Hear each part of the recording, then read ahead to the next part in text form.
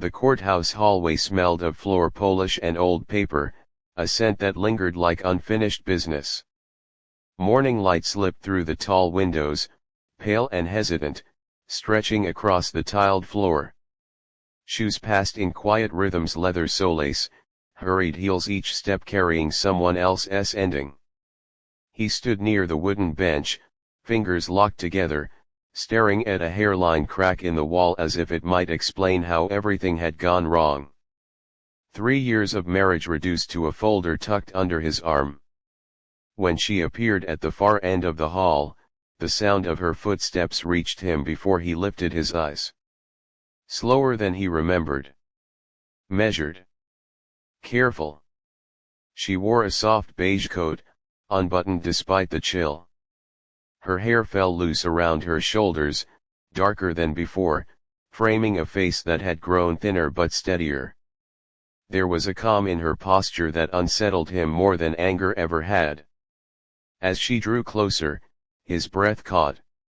Her coat shifted with each step, the fabric stretching gently forward. The curve beneath it was unmistakable. His mind stalled, refusing to catch up. 7 months, maybe more. She stopped a few feet away, her gaze meeting his without flinching. There was no accusation in her eyes. No triumph. Just a quiet resolve that felt heavier than words. "Hi," she said, her voice low, almost tender. The word lodged in his chest. He tried to speak, but all that came was the soft scrape of air in his throat. His eyes drifted again unbidden to her belly, round and alive, the future pressing visibly against the present. The hallway seemed to narrow around them. Somewhere, a door closed. A printer hummed. Life continued, indifferent. "I didn't know," he finally managed. She nodded once. "I know." They sat on opposite ends of the bench, a careful distance between them. The wood was cold through his trousers.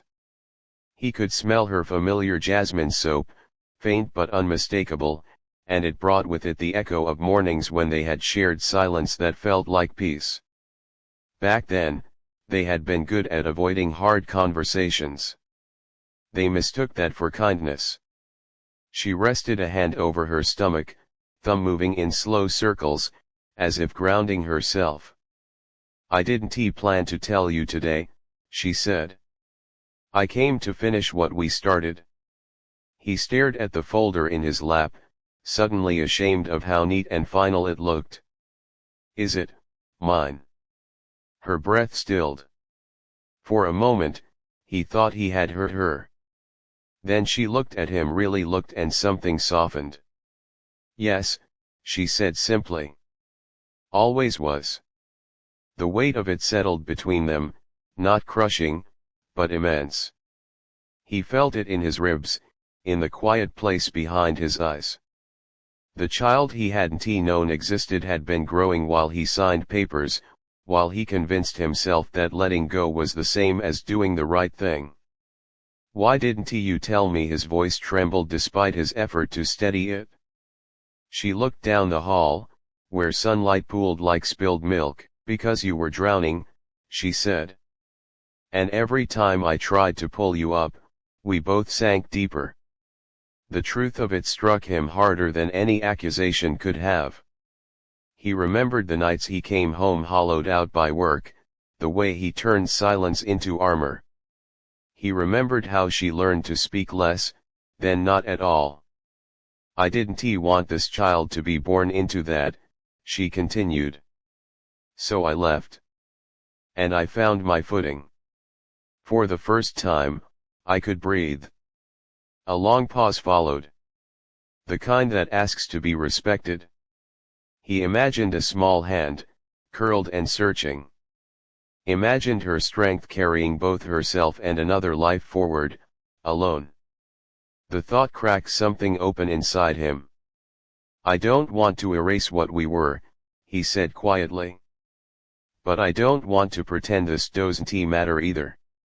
She studied him, the man she once loved, not with hope, but with care. This isn't about fixing the past, she said. It's about choosing what kind of future we allow. The clerk called their names. They stood together, not as a couple, but as two people bound by something deeper than resentment. Inside the courtroom, papers were signed. A marriage ended with the soft thud of a stamp. Outside, the light had grown warmer. At the door, she paused. "You can be there," she said. "If you want. Not as a husband. As a father who shows up." He nodded, emotion thickening his voice beyond use. As she walked away, one hand steady on her belly, he understood something at last. Sometimes love doesn't return in the shape it once held.